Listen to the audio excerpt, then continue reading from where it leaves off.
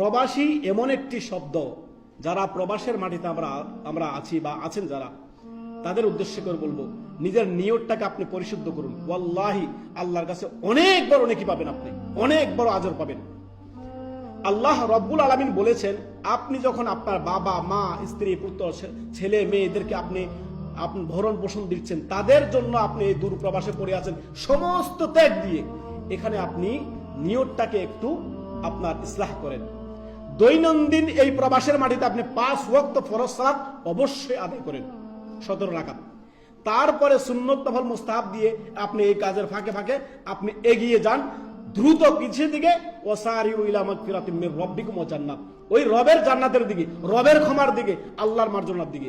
তার পরবর্তীতে আপনি যে ত্যাগ দিচ্ছেন, প্রবাসীদের যে ত্যাগ, আল্লাহু আকবার, আল্লাহু আকবার। এই জন্য আপনারা কোনো মানুষের কাছে কিছু চাইবেন না। ইন্নামা নুতিমুকুম লিওয়াজহিল্লাহ, আপনি চাইবেন কার কাছে? আমি আল্লাহর জন্য করছি, আল্লাহর জন্য খাওয়াচ্ছি। ইন্নামা নুতিমুকুম লিওয়াজহিল্লাহ লা নুরিদু মিনকুম জাযাআন ওয়ালা শুকুরা।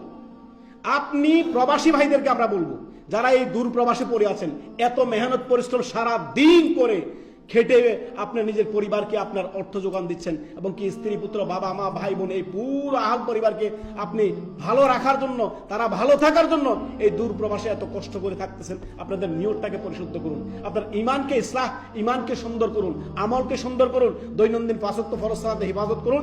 তার পাশাপাশি আপনি যে মেহনত পরিশ্রম করতেছেন তাদের জন্য আপনি এটা আল্লাহর জন্য করুন।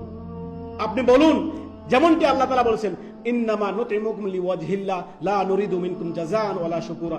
আমি আল্লাহর জন্যই আমার ছেলে মেয়ে স্ত্রী পুত্র বাবা মা সবার ভরণ পোষণ দিচ্ছি, আমি আল্লাহর জন্য আপনাদেরকে খাওয়াচ্ছি, আমি আল্লাহর জন্যই আপনাদের জন্য এই হাড় ভাঙা পরিশ্রম করে এই প্রবাসের মাটিতে আমি আপনাদের জন্য আপনার মেহনত পরিশ্রম করছি আল্লাহর জন্য।